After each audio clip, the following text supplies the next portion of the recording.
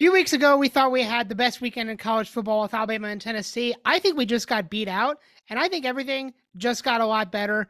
This was one of the best weekends of college football of all time. Yeah, it And I'm was. proud to say that I got a lot of my picks right, and Austin did not. So we're going to talk about game picks, because we got a lot of that to talk about right here on the From the Student Section podcast. What is up, everybody? Welcome back to the channel. Welcome back to the podcast, as always. So great to be back. Post week 10, we are already 10 weeks through the college football season. We've only got 3 weeks to go of the regular season before we start hitting conference championships, before we start hitting playoffs. It's going to get crazy. It's going to get hectic. Hop on the hype train, because I'm hype. You guys should be hype. Austin's back with me as always. A little bit of a different location today, but that's okay. He's still here, still rocking. We want to get the podcast out for you guys. And a little bit different one this week. Not only are we going to talk about week 10 and make week 11 predictions, but we will make our predictions after we together watch the college football playoff rankings for this week come out live at 7 p.m. You will see those, you will watch those with us, and then you'll see the podcast tomorrow. So if you're watching the video version, check that out. It's going to be awesome. Listen to us on audio. You'll still be able to hear it. We'll tell you what's going on. But yeah, we're going to find out who's in and who's out. But we can't do any of that without talking about week 10. But before we hop into that, as always, you can see right here, still sponsored by Prime, as always. Had to get the product placement in there. Let's go, baby. And of course, I got the best Prime flavor right here. Prime Hydration, as always.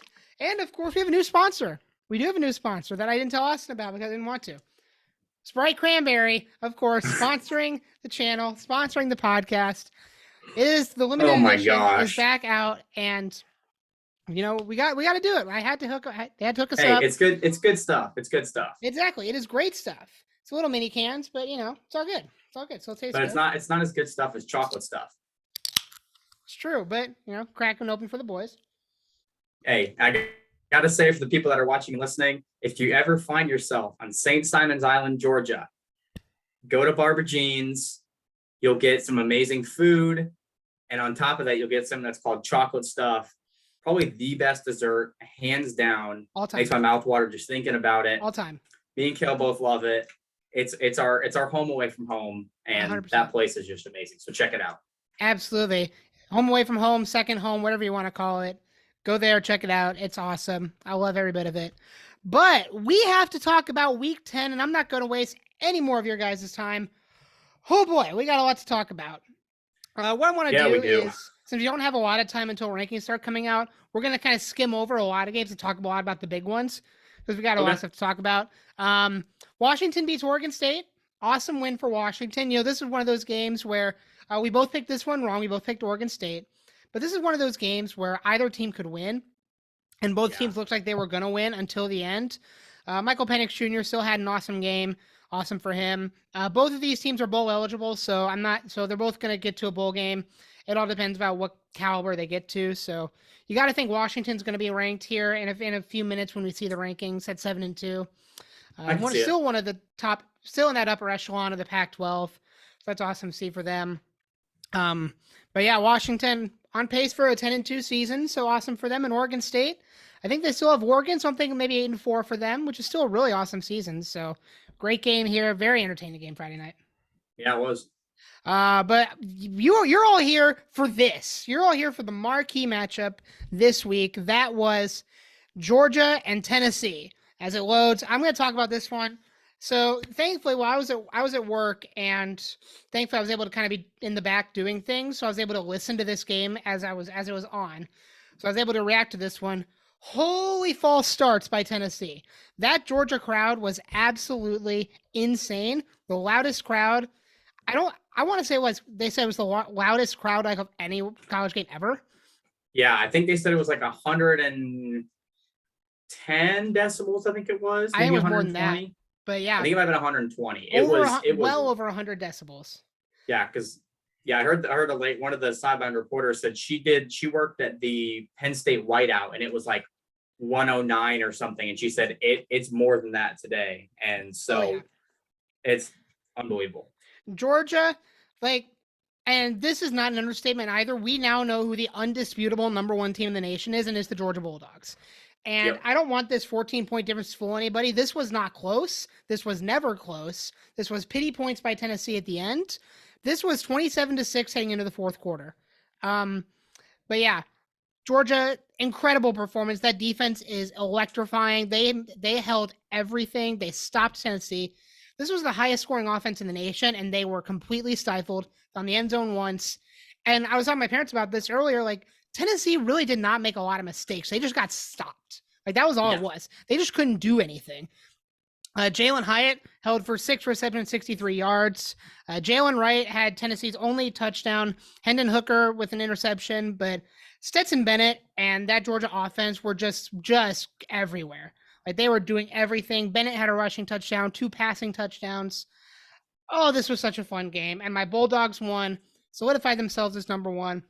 And before I let you make your thoughts, I want to say one more thing.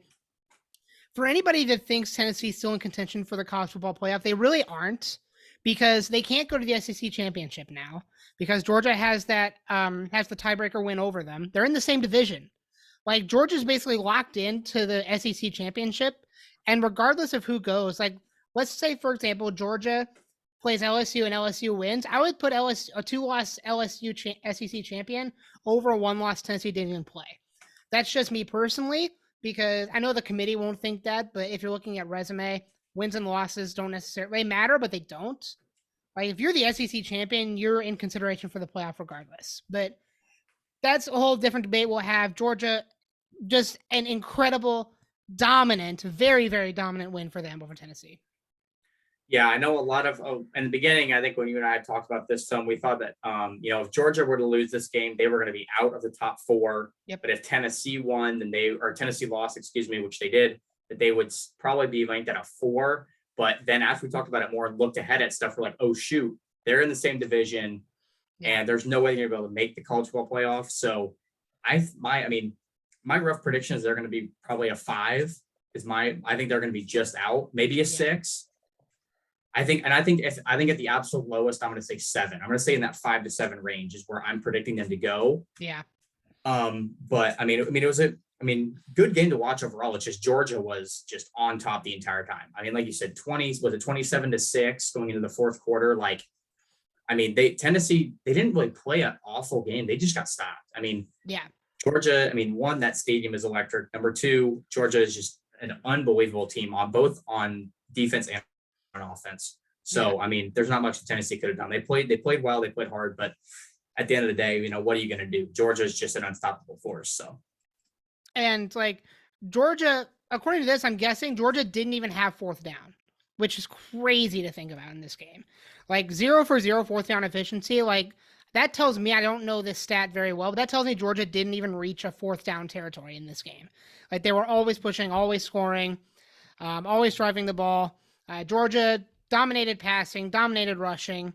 They had 6 penalties versus Tennessee's 9. Most of those, I remember I was listening to this, there were within like a 20-minute span, Tennessee had 4 false starts. And like, that was within like a possession and a half, I think, for them. Like, wow. I would hear my ear whistle. I was like, there's another false start, another false start. The crowd, you would hear the crowd cheer every time that flag came out. Excellent game from them.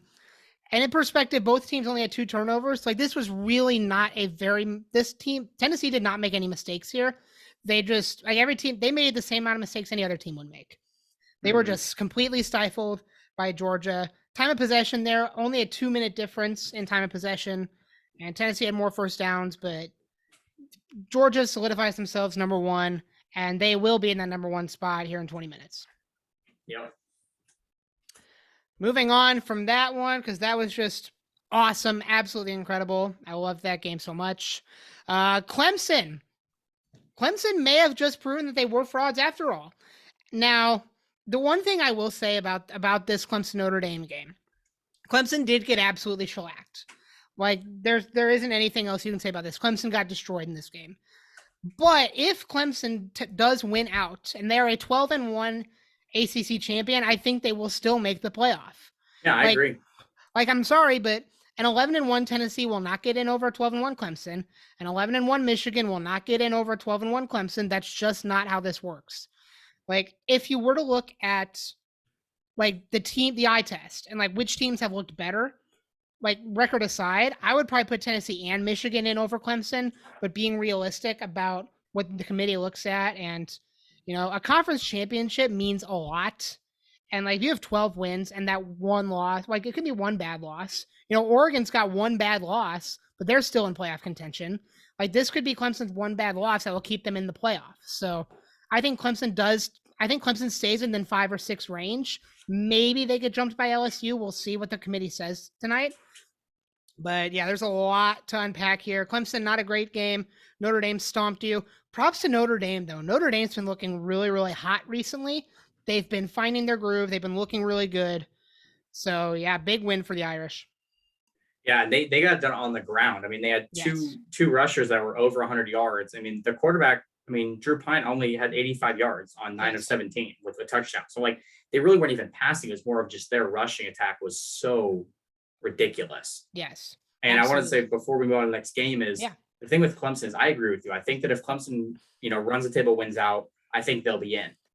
I think right now, if let's just assume that Clemson runs the table and they're 12-1 or whatever, ACC champion, the way Georgia's looking, I think they're going to be a lock. So we'll say Georgia and Clemson are in. Yep. I think it comes down to then either Michigan or Ohio State. Yep. Is going to be one of those other teams in. Yep. Who do we have in the 4th spot? Could it be Oregon? Could it be TCU? Could it be someone else? So the nightmare scenario here, and we'll talk about this after we talk about this next game. So I'm going to hold off on that for a minute because I want to move forward to the most exciting game. Sorry, this was the most exciting game of the weekend. Oh, I was sweating bullets. I was sweating bullets too. I couldn't believe the absolutely ginormous balls on Brian Kelly to go for 2 at the end there is insane. He is a Sigma male now. Like, he knows what those fans wanted. He gave it, and the LSU delivered. Yes, they did. And I don't know if you sent me this or I saw this somewhere. This was LSU's 2-point conversion was the same play Clemson ran to beat Alabama in national championship 5 years ago. It looked like the exact same. It was the exact same play. It bit Alabama here again to have 3 wide receivers out there on the right, have the halfback lined up as well, runs out, puts it right in. Same play cost Alabama 5 years ago. Same play cost them here. Alabama fans, you have not just one loss, you have losses. Losses, plural. 2 of them. You have 2. 2 of them now. You have 2. Jaden Daniels played an incredible game here, doing everything in the air, on the ground. Rush for a touchdown, pass for 2. Josh Williams had a touchdown here. And Bryce Young looked bad. He had a bad game. This was not a good night for Bryce Young, and you could tell he was not comfortable out there. The crowd was getting to him. The pressure was getting to him. And you like to think, it's Alabama. They're prone to pressure. The talent, like, anyone can cave to pressure at any time. That's just how it is. The best players in the NFL do that all the time. They just cave to the pressure. But here we are. Bryce Young caved to the pressure. Less than 50% completion, 1 touchdown, 1 interception. Still threw for an insane amount of yards. Like, let's not discount that. But he was making mistakes, making bad throws. And Alabama was all sorts of out of whack here. And LSU comes from behind at the end, scores that final touchdown, gets the incredible 2-point.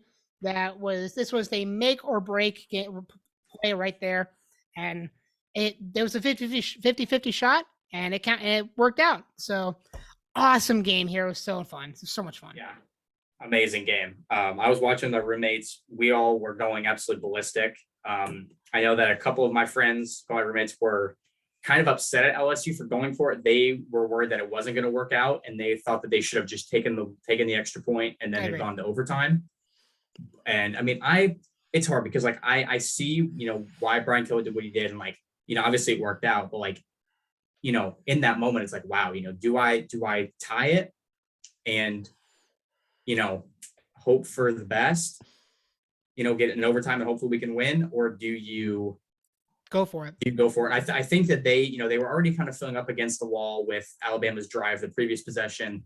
I think they wanted to try and win it. And, if they lost, they played hard, but it ended up working out for them. So props to LSU. And Alabama, their playoff hopes are done. So yep. Alabama's out. They're out of contention for the SEC championship as well. So It'll be interesting to see. It's a good day to not be an Alabama fan. So. It is. It's a good day to be an America fan because America won yes. this game. So here's the nightmare scenario I was talking about that I want to propose to you. So let's say we're steamrolling towards a 12-0 Georgia team versus a 10-2 LSU team in the SEC championship. Let's say LSU wins that. LSU beats Georgia in the SEC championship. So here's what we're gonna say. One of Ohio State or Michigan is going to run the table, and they're going to beat the other and win the Big Ten championship. So we're going to say we're just going to put in the number 1 spot. We're going to put that Big Ten team. So undefeated Michigan, undefeated Ohio State. Okay. Then we're going to save a second spot for Clemson. Let's say they run the table. We're going to save the second spot for Clemson. Then let's say you've got an undefeated TCU in there, Big 12 champion.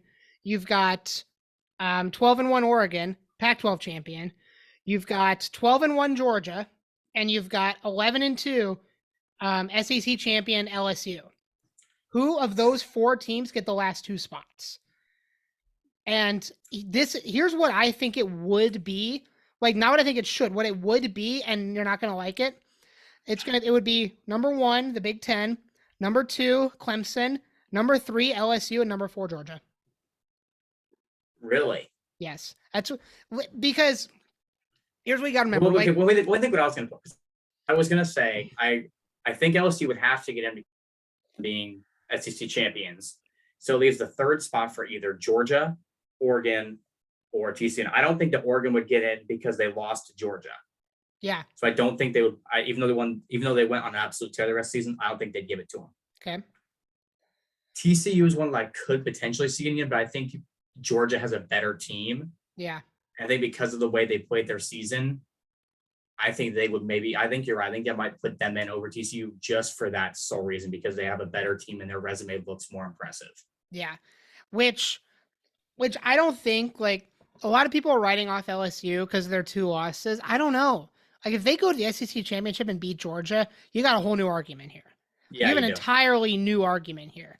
Because it's like, you want to put an SEC team in, but then it's like, do you put Georgia 4, LSU 5? Because then how does that look?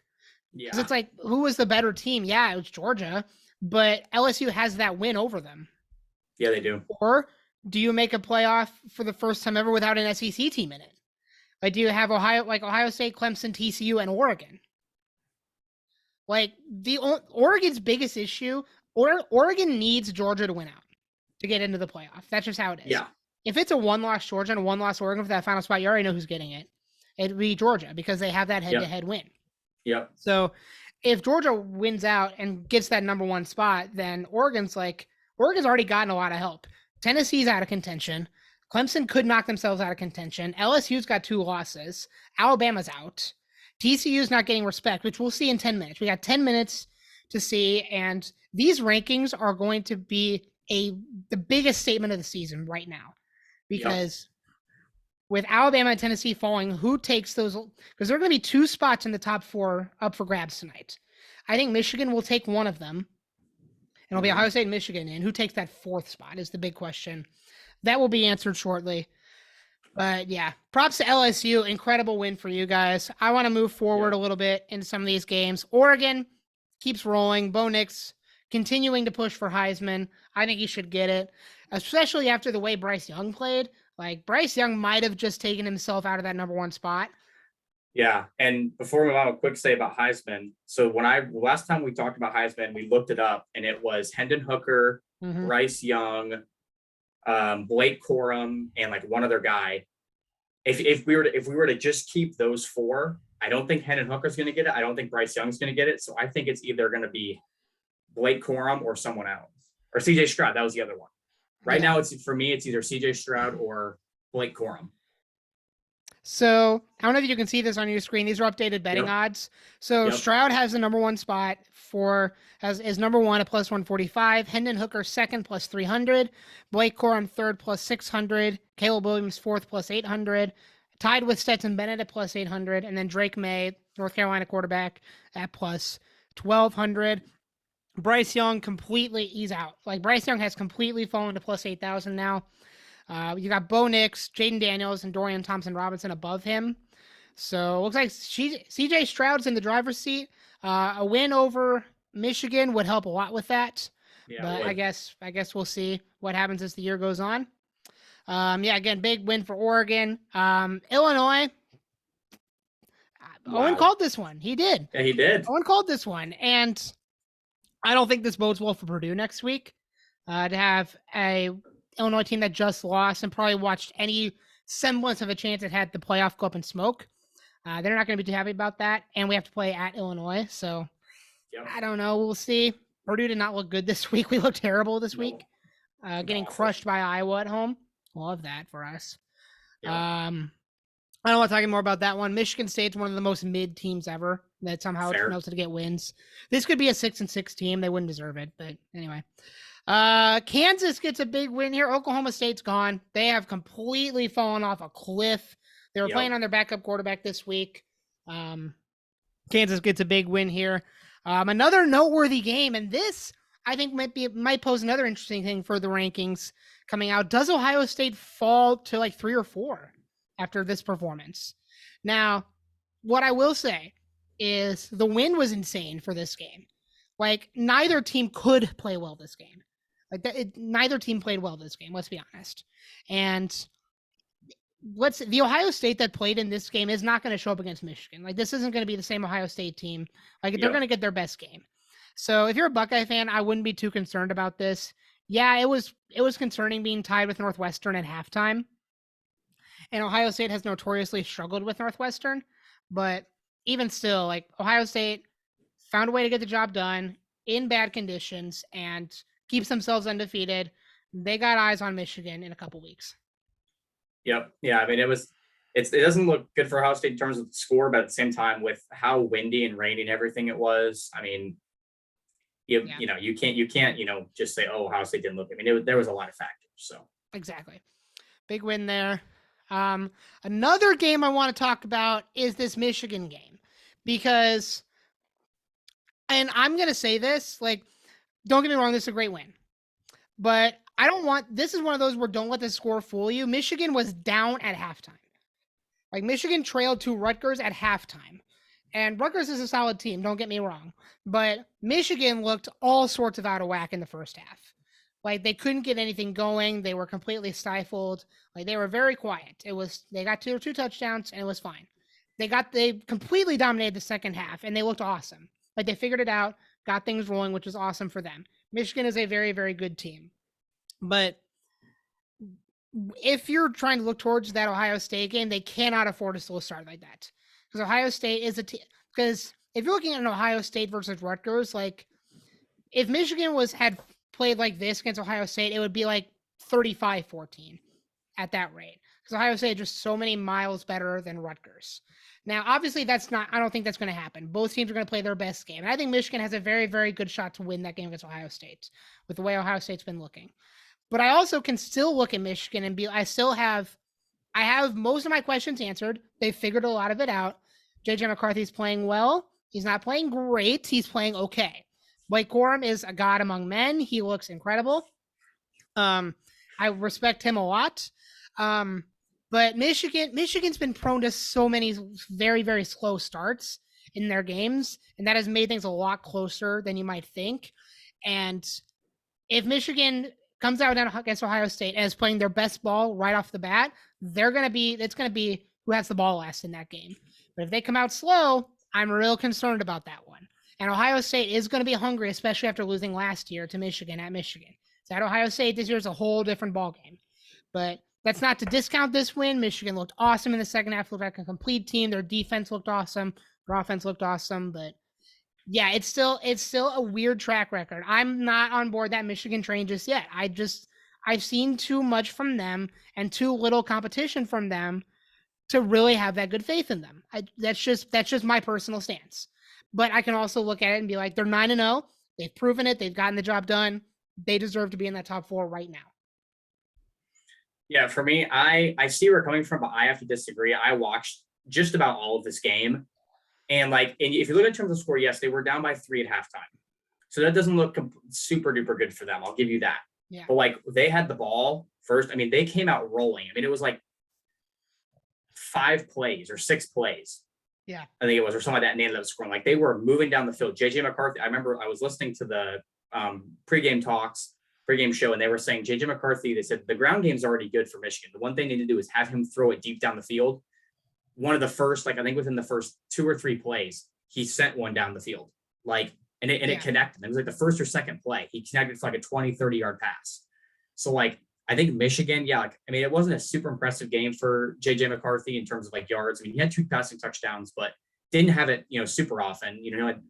13 for 27. But they came out popping at first. Yeah. And the only reason why there was that first touchdown there for Rutgers in the first quarter is because of a blocked punt. And Rutgers has notoriously been good at blocking punts. I mean, this season alone, I think they already have like 3 or 4 on the season. Yes. Like, and it's not even all the way through the season. Most teams are lucky to get 3 over an entire season. So like Rutgers, I mean, I'll admit, like it's not like it's, the greatest thing in the world. I'm not trying to discount, that everything wasn't perfect for Michigan, but I do have to disagree because they came out popping right away from the start. And then Rutgers, and the second quarter was really when Rutgers started to step up their game a little bit. Michigan didn't quite have as much steam in the second quarter. I think they were trying to still figure a couple things out, maybe run some different plays, do all kinds of things. Rutgers had that first touchdown with the blocked punt, had a second one that was based on just they had a good corner out in the end zone, and then they had the field goal. But then obviously you see the second half was all Michigan's time. Yep. So I think Michigan is in a really good spot. I think that if they come out playing their best ball, it's going to be an unbelievable game against Ohio State. Oh, absolutely. I 100% agree. I just don't, there's too many people right now that are so high on Michigan and can look at the score and be like, yeah, Michigan is just one of the most dominant teams. Like, if you want to have, if those people want to have that opinion, then my question then be like, then why was Rutgers ever leading? Like, if you're just that utterly good, Rutgers should not have led this game at all. That's my main question. Like, and every team can have a slow start. Every team can stumble a little bit. That's totally fine. I get that. But I don't want you to call you can't call Michigan the best team in the nation and have them be trailing at halftime in a game. Exactly. That's just not realistic. I agree with you on that one. Yeah. Like, even Ohio State played a terrible game against Northwestern and was still tied at halftime. Yeah. Like, and I'm not trying to say also that Michigan is the best team, but I think right. Yeah. I mean, the way we've been talking about it is the person that's going to come out of the Big Ten is either going to be Ohio State or Michigan. Yeah. So like we know that the best team in the Big Ten is one of those teams. Yeah. But yeah. Anyway, let's get to the last game before the rankings come out. Yep. A couple other games. TCU gets the win here. Moves to 9-0. USC's defense is just terrible. Like, I want to admit that now. Like, TCU, or not TCU, USC, excuse me. USC's defense is terrible. Like, USC has to outscore a team to beat them. That's just it. Like, they barely beat Arizona last week. They barely beat California this week. Like, when they face Oregon, this is not going to be pretty. When they face UCLA, it's not going to be pretty.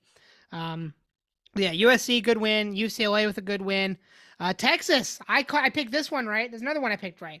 Texas gets the win at Kansas State. Awesome game for them. Yeah, Texas does look really, when Texas decides to play well, they look like one of the best teams in the nation. That's just how it is. Utah gets a big win. Penn State gets a dominant win. IU sucks, baby. Penn State is the best 10-2 team in the Big Ten of all time. There are 2 losses to Ohio State and Michigan every year. That's just it. Like, you can pencil Penn State in for 10-2 every year. That's literally it. North Carolina gets a win. Tulane gets a win. Syracuse, you're frauds. Wake Forest, you're frauds. And UCF, great win for you guys.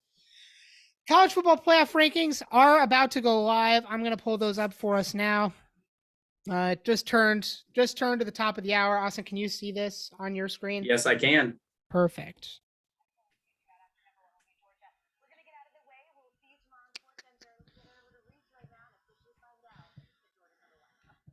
There we go. Can you still hear it? I can't hear anything yet, and it's just the black screen still, but. Okay, hold on. Let me do this.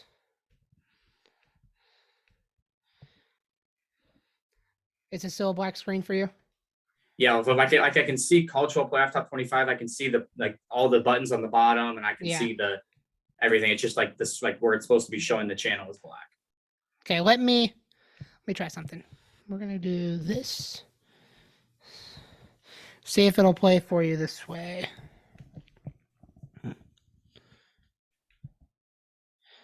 Probably play an ad first, but.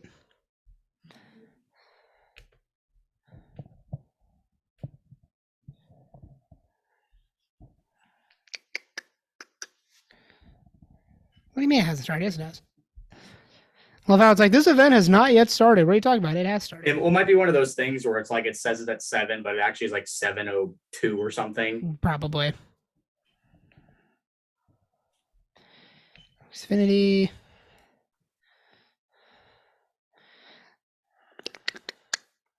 Yes. I love automatic sign in. It's the best thing ever. Yeah, it's sick. I don't have to remember passwords. We love it. All right. Oh, I hate you. Why are you still saying you haven't started? That's dumb. Okay.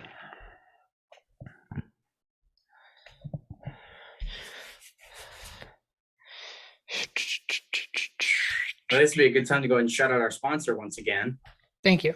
Yes, find a way to fill time. Prime Hydration, just giving us all the hydration that we could ever be asking for. Great drinks, amazing flavors, and obviously it's by one of the best YouTubers ever, KSI. Logan Paul, he's good too. He's good too. If you're a big Logan Paul fan, you know Prime already, but being a KSI fan, gotta support the man. Also, I do want to shout out. The Logan Paul versus Roman Reigns match at Crown Jewel. Yes, Logan Paul. I've seen. I don't know if you saw the entire match or not, but Logan Paul looked awesome. I saw like a lot of highlights of it. So yes, I saw the video with him taking his phone and slamming him on a table. That was legendary moment. All kinds of other stuff. That was incredible. I'm honestly surprised he did that, but I'm not surprised. That's Logan's thing. He looked awesome in that. He's so fluid in the ring. He looks natural. He looks like he belongs there. Wrestling, he's said it before. Wrestling's his sport, not boxing. Wrestling's his sport. Like, he grew up as a wrestler, so that's his thing. Why won't you load? This is very, very annoying. We're going to get this to work, guys, I promise. Because I can see it on my end, so I don't know why you can't, but worst case. Yeah, I'm just seeing it. It's just a black screen with a white circle spinning around. Well, yeah, that's all it was for me too. Like, it was still loading. That's why.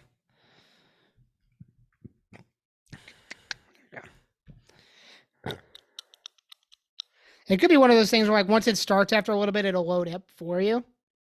So yeah. Show everybody your password. Hey, yeah, guys, make sure to write down my password. It's 9 dots. Okay, just 9 little black dots. That's all you need to know. It's perfect. Works great. Watch. Come on, baby. Can you hear it and not see it? I can't hear or see anything. Hold on. It's still the black screen. Okay, I can hear something. It's just very quiet now. Yeah, because that's playing from my speaker. Hold on. There we go. Can you I just can't see anything. Okay. Well, worst case, we can listen to it, and I'll just kind of tell you what the rankings are, because they'll read through them. What are you most looking forward to from the committee tonight? I think everybody probably is curious to see where number 4 is going to land. I think everybody, no matter what your order is, expects Georgia to be at the top, Michigan, Ohio State, and then I think betting odds would be in favor of TCU, but there's a lot of other teams, Joey, that could be there. But I'm kind of anxious to see where TCU is, especially after last week. 3 of the top 6 go down. We're just beginning, by the way, in November. I mean, usually you get down into the latter part of November is where this thing starts to get upside down. And man, we got a long way to go. And already some of these upsets are making this pretty intriguing. That's for sure. It'll be interesting to see what happens with TCU.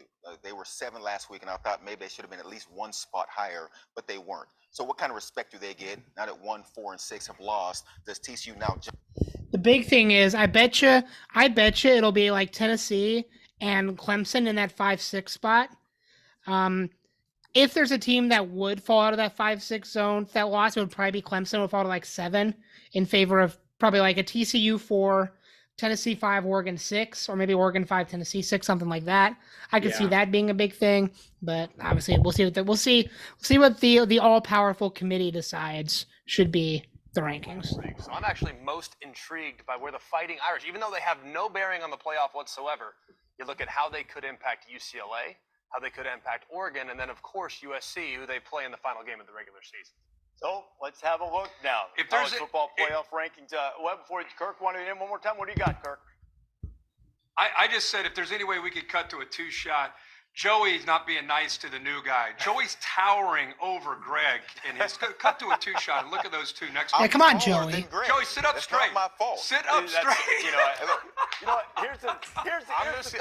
I'm the tallest guy out here. I'm glad to be in the presence of such an amazing guy and just an incredible stature. Thank you, That's sir. what it comes down to. Greg, get up. Suck up, new guy. Taller than everybody. I'm the tallest guy here. Let's take a look at this week's no, you're not. This week's college football playoff rankings brought to you by Verbo. Remember, we don't see them in advance. We're getting our first look at them. Okay, so now you can't see this. So number 25, Washington, enters the rankings back in. Kentucky 24, Florida State in at 23, UCF up 3 spots to 22, and Illinois drops 5 to 21. Ranked for the first time this year after blowing out Miami. How about UCF and Illinois? I probably would have put Washington in over. I would have flipped Washington and put them 23rd over Florida State and Kentucky because I think they just looked better, but that's just me. Yeah, I'm with you. Knocking off Memphis last week, Tulane knocking off Tulsa. Now we get that huge matchup to see who's the best group of 5 team. Yeah, Tulane's only lost non-conference loss against Southern Mississippi. UCF's lost a couple of times. 20 through 16 now. All right, next 5. Ooh, like that. Notre Dame in at 20. Kansas State falls 6 spots to 19. Yeah, that's massive. Texas makes a 6-spot jump to 18. Tulane up 2 spots to 17. And NC State up 6 spots to 16. Okay. Is enormous. And then, of course, too, I mean, NC State. So, awesome jump for Notre Dame. Awesome to see them enter the rankings, get some respect there. They've earned it. This should just tell you how good Texas is. At 6-3 being at 18 is amazing. Yeah, it's true. Yeah, how about Texas's jump? I mean, up to 6. I think that's an important number with TCU. I'm coming for your job, Kirk. Just kidding, Kirk. I love you. People think it's the toughest remaining schedule that Kirk's any my of guy. these teams Love have. And by seeing Kirk's a Texas good guy. jump up, they get another golden opportunity in Austin Saturday. And Tulane up 2 spots, the highest ranked group of 5 team right now. Remember, under the new expanded format, highest ranked group, in this case it would be Tulane, would be in the field of 12 once we get there. But now it's just a field of 4. Let's go 11 through 15. Oh, here we go, baby. Okay, not a lot of change here. North Carolina up to 15, Penn State 14, Utah 13, UCLA 12, and Ole Miss 11. UCLA and Ole Miss hold their spots from last week. Carolina up 2 spots, and Penn State and Utah both make a 1-spot jump. Okay. So a lot of stuff staying the same. The bottom stuff makes a change, but the big thing we want to talk about is the top 10, which we're going to reveal one by one now. So that's what I'm excited about. So Let's go, baby. That's to knock off LSU. I think when you talk about the Pac-12 and the strength of the Pac-12, seeing UCLA, Utah, Oregon is up somewhere above this. If they have a chance, these teams, Utah I has bet to you play. Alabama is 10. I can see it. I'm going to say 8 through 10. Yeah, I think they replace LSU at 10. So let's go to number 10. Number 10, who is it? Oh, it's Clemson. Clemson falls 6 spots to 10th. Are you kidding me? How do they drop? They only have 1 loss. Now, everybody's written them off, including me, because of the way they lost to Notre Dame. What does that indicate? What does that indicate to you about Clemson's chances? Should they go on and win the ACC? They're hanging on when it comes to the playoff. I'm just intrigued to see how they handle a loss like that, still trying to figure out the quarterback position. If I'm Dabo Swinney, I'm not watching these rankings. I'm not worried about the rankings. I just want to get back to playing football where up to their own standard. But I'm anxious to just see how Clemson responds, Greg, after that. That's a humiliating loss for Dabo Swinney. And Kirk, I just wonder if there's enough meat on the bone on Clemson's remaining schedule to get back into the Alabama better not be higher ranked than 8th, or I will be mad. Michigan likely to still be ahead of Clemson. They wouldn't be top LSU 6, fall they'd be in the mix, 7th, whereas but even Alabama then. fall in the mix. There's still so many teams that we've yet to rank I still can't believe that drop. That's ridiculous. Like, that should be Alabama's spot. But I also think a 6-spot drop for, yes, a noticeably bad loss, but it's your first loss. You're fine. Number 9, there's Alabama, as we all thought. Number 9, 3-spot drop for Alabama.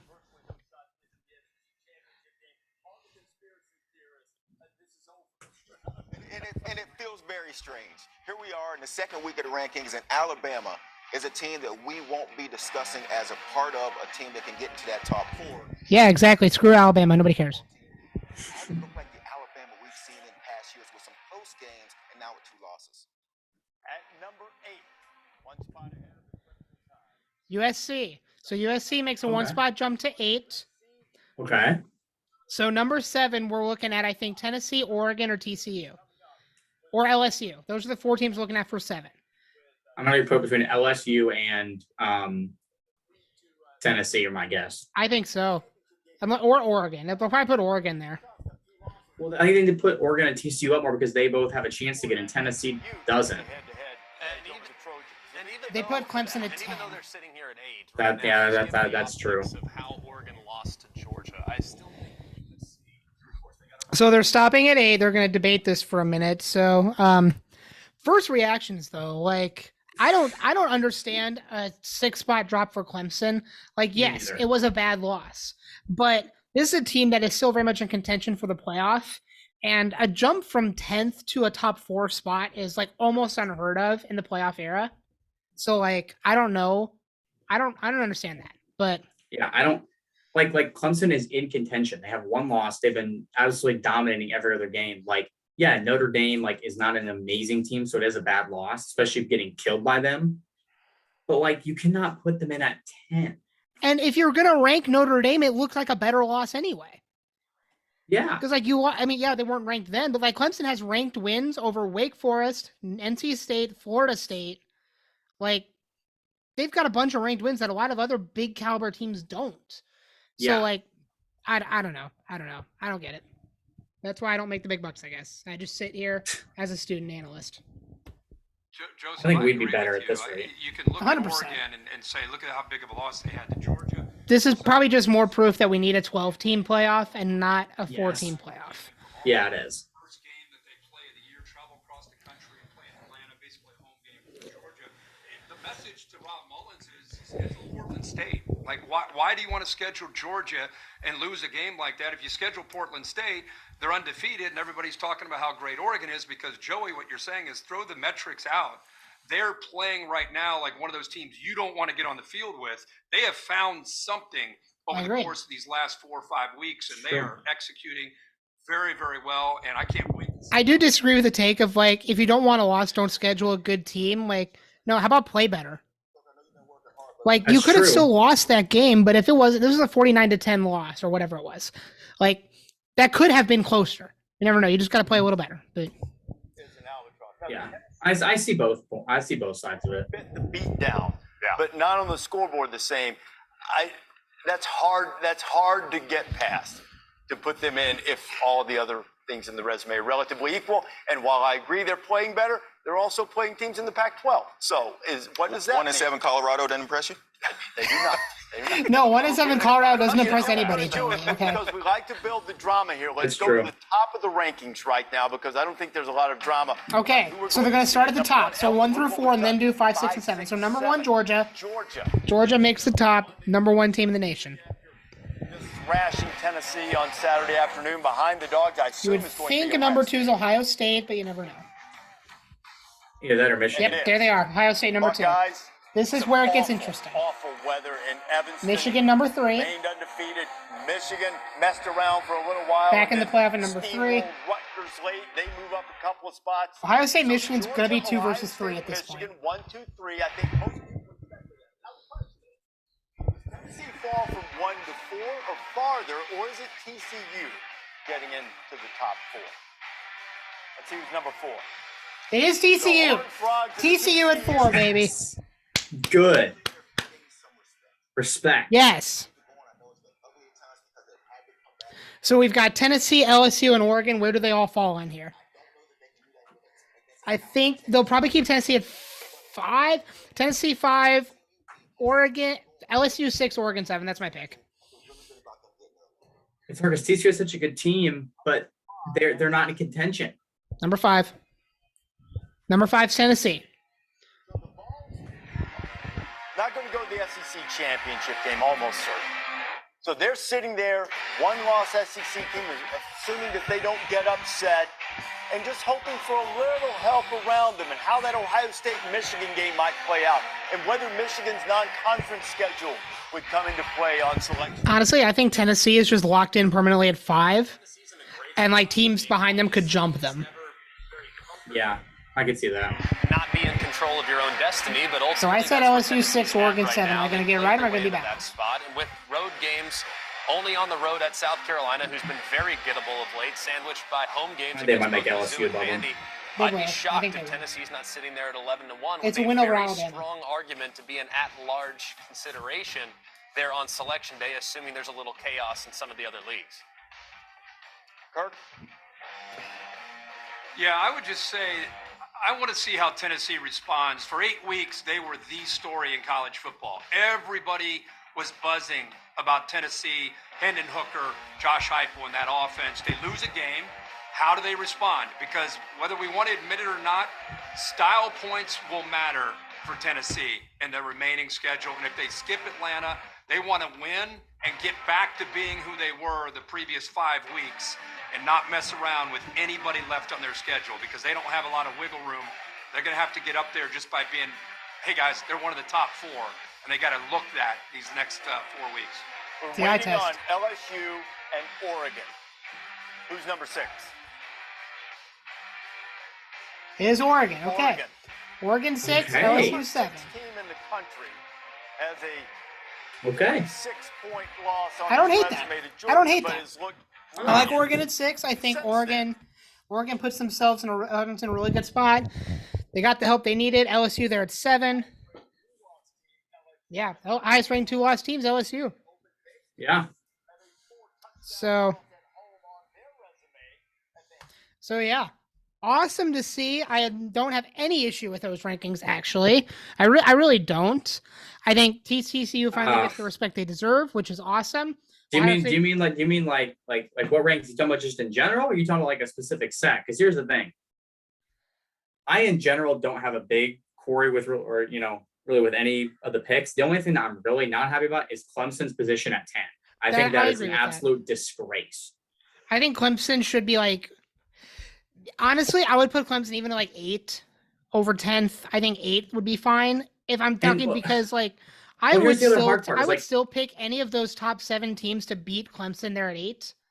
Oh yeah, well I agree. But the hard part is that a lot this isn't also based on who would beat who. It's based on who can still get into the cultural playoff, and I don't think Tennessee's going to get in. So if it were up to me, I would. It's not entirely based on that though. Like that's where I would have put it. Is I would have put Tennessee a little bit lower because they don't have a shot. I would have put Oregon, LSU, and Clemson higher than I would have put Tennessee and Alabama and all that. And that's where you got to the committee. That's half what the committee factors. The other half is the eye test. And Clemson is one of those teams where they don't do a super great job of passing the eye test. Like they've looked really rough around the edges. They've had a lot of questions around there, and that's why I think I think 10 is ludicrous, but like I would think 7 or 8 is fine in my opinion. I mean Tennessee dropped 4 spots from 1, so Clemson could drop 4 spots from 4 and be at 8. I think that's totally fine, in my opinion. I did just see there, though, I know you didn't see this, but College Game Day is going to be at TCU, Texas this week. So that's going to be super awesome there. But yeah, while we're doing that, let's go ahead and hop real quick into our game picks so we can hop out of here because I know you got to get going here soon. So we are going to hop back into game picks for next week, week 11 of the college football season. If I can get it to load, and then I'm going to pull up my phone so I can make notes of the picks. Also, shout out to Purdue basketball. They're playing right now. Yes, basketball. NCAA basketball season is starting. Dude, we might have to. Let's go, baby. Once college football season, we might have to replace it with college basketball podcast. Hey, we're going to have to do a watch party for the, we'll have to do some reactions to the March Madness bracket. Oh, when they reveal the bracket, we have to figure out when that day is next year because I will request that off so we can do that together. That 100%. But we are moving into week 11 picks for college football presented by Prime as always. No, Prime does the whole podcast. Picks are sponsored by Sprite Cranberry as always. Drink your Sprite Cranberry. It is awesome. I'm drinking it right now. It's the best drink in the world. As of course noted by LeBron James. Anyway, starting off Friday night, we've got Colorado and USC. This is a USC win by quite a bit. Yep. Moving on there, we got LSU at Arkansas. Arkansas just lost to Liberty, so that takes them out of contention for this one. Yep. Purdue at Illinois. I want to pick Purdue because Purdue is the giant killer, but I'm gonna pick Illinois because Illinois still has a shot at that Big Ten championship game. I think they're still in the driver's seat for that division, but if Purdue wins, they put themselves in that driver's seat. So there's a lot at stake on this game, but I'm going to pick Illinois to win this one. Spoiler makers, baby. I'm picking Purdue. You're picking the spoiler makers. I love it. After getting absolutely embarrassed at home, I think they're going to come out angry, and I think they're going to take a dub. I love it. I love that pick. I know. I'm hoping Purdue wins. I'm a Purdue fan. I hope they win. Louisville at Clemson. Clemson made a drop to 10. And they're going to be out with something to prove. Go Tigers. Clemson wins. Go Tigers. Go Tigers. Iowa State, Oklahoma State. Oklahoma State's falling apart. Iowa State's favored by 1. I am going to pick Oklahoma State, though. It is in Stillwater. I think Oklahoma State needs a win here to stay somewhat relevant so they don't completely look like the Packers out there. I'm picking Oklahoma State. I'm with you. Next game up, we've got Georgia and Mississippi State, excuse me. I think Georgia wins. Georgia wins. That was always going to be my pick. I wasn't going to pick an upset here, but it was the margin of victory that I was thinking about. But yeah, Georgia wins here. Yep. Washington at Oregon. This is going to be a lot of fun. This is going to be a huge game. Yep. Oregon, I can't believe this, but Oregon is here by 13.5. That should tell you how dominant they've been playing recently. And it's at home. That's the big thing for them. It's at home. That's the difference maker. As we said this a couple weeks ago, it's the difference maker. Autzen Stadium is a hard place to play. I'm picking Oregon. Yep, same here. Our only pick different here is Purdue. That's hilarious. Yep. Also, Illinois did fall out of the rankings. I don't know if we didn't quite process that, but Illinois is unranked now. So, yep. Missouri and Tennessee. Tennessee, we know, needs a win here. They know they need to win out to even be in the discussion for the playoff. So I'm thinking they do take care of business here at home and win. Yep. Ohio State and Indiana. Ohio State does win this, but they do not cover that 40-point spread. Ohio State is one of those teams that notoriously struggles with Indiana, and especially in football. Like a couple years ago in 2020, they only beat Indiana by 7. So this is one of those teams that Indiana always plays well with Ohio State. I don't think they win, especially at Ohio State. But I think this stays closer than people think, and I'm picking Ohio State. Yeah, I have to agree.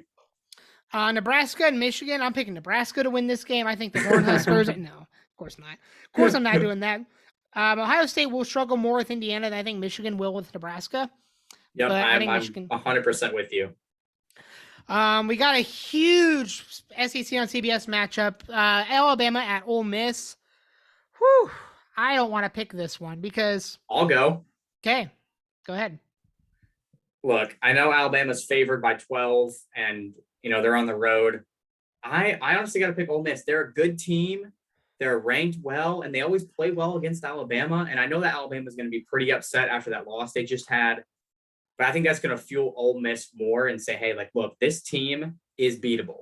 We saw them lose to a really good Tennessee team. We saw them lose to a pretty good LSU team. Technically speaking, Ole Miss is at a better ranked spot or in terms of like the wins and losses in terms of their record than LSU is. I'm going to have to give it to Ole Miss. I think they're going to come out firing. I think with it being at home, it's a big thing for them. It's a 3:30 game, going to start leading into the night. Ole Miss, baby. And one of the other things to consider with this is, if Ole Miss wins out and LSU gets another conference loss, Ole Miss goes to that SEC championship. Because I know LSU has that tiebreaker win, but if it's like a 5-1 in the conference versus a 4-2 in the conference, like that, Ole Miss would get that spot. Yeah. So people don't talk about that a lot, but Ole Miss still has has a weird out of left field shot to get in. So Mhm. yeah, think about here. Plus, I'm going to agree with you and also pick Ole Miss for the reason of they are notorious for playing well against Alabama, and especially for playing against Alabama at home. And this is at Ole Miss, and this will be a high scoring game. And I'm picking Ole Miss for the upset, and Alabama keeps sliding down. So Alabama keeps that tumble going. Maryland at Penn State. I'm going to pick Penn State here. Again, Penn State is that you can always be like Penn State is going to be 10-2 because they're going to have those 2 losses. This is not one of them. So Yep.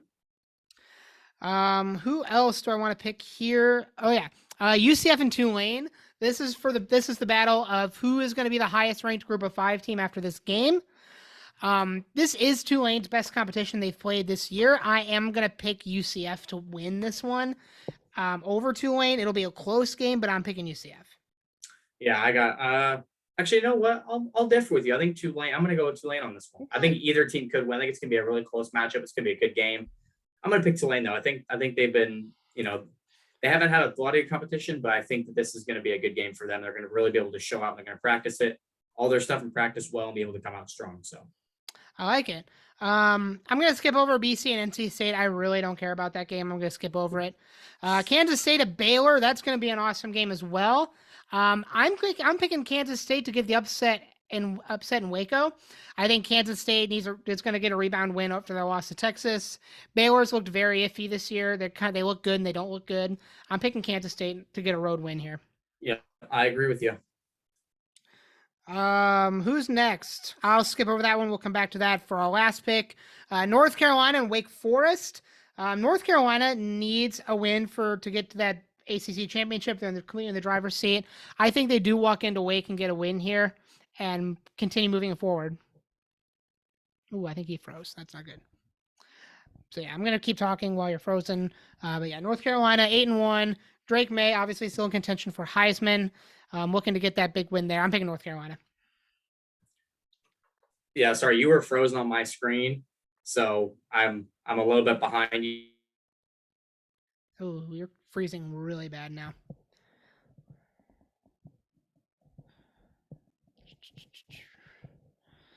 Let me.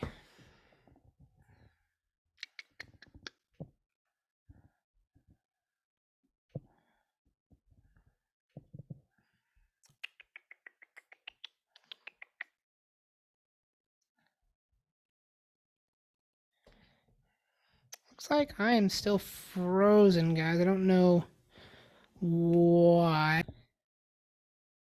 And of course, in playing the game of technology getting the better of us, unfortunately, Austin's connection did pop out.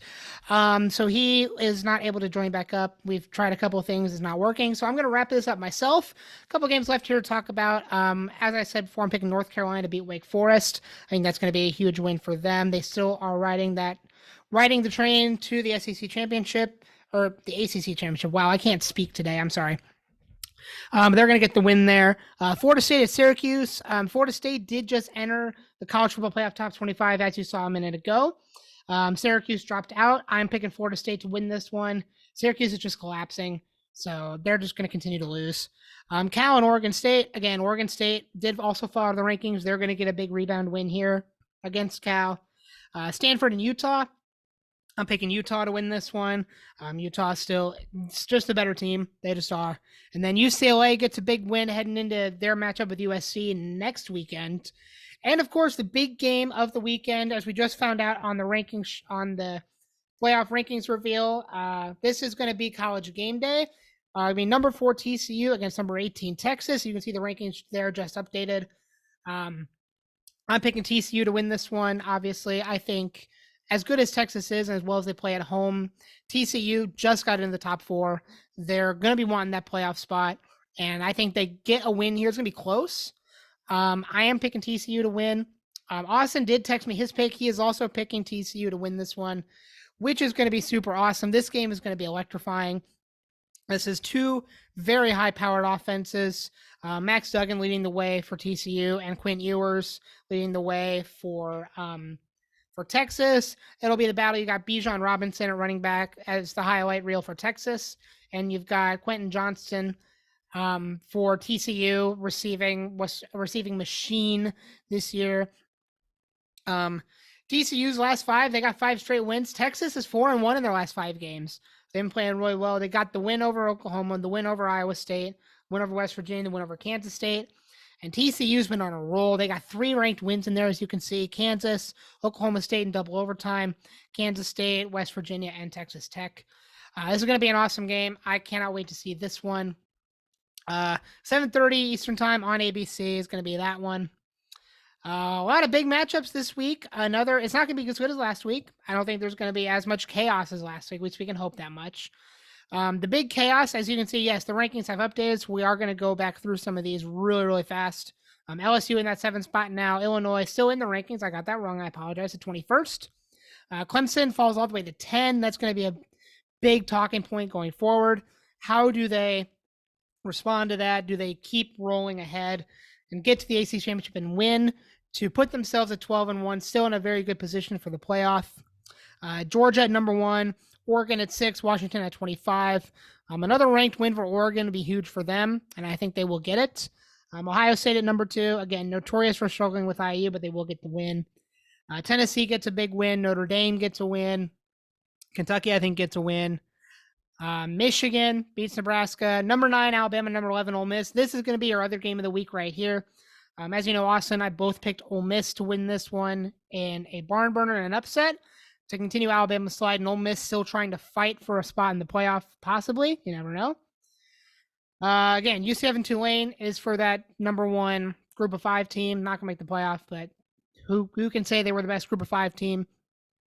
Unranked Wake Forest against North Carolina, Florida State flip-flops, and UCLA at 12, and Utah at 13. But ladies and gentlemen, that is going to be it for the podcast this week. Sorry that things kind of ended the way they did with tech issues, but hey, that's just what you get these days. You know, it's a struggle all along the way. There are always going to be tech issues.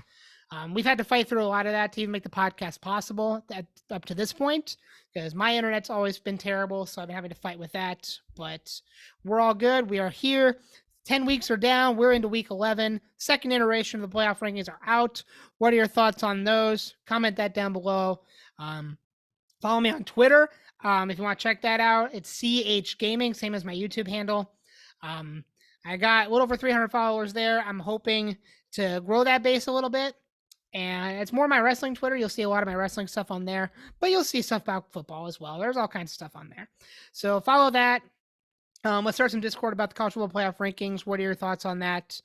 Talk about that. As of course, thank you to the sponsor of the video, as always, Sprite Cranberry for game picks. And then of course, Prime Hydration right back here. But yeah, that's going to be it for this week, ladies and gentlemen. Thank you so much for tuning in from the Student Section podcast. As always, have a great day. I will see you all next week. Peace out.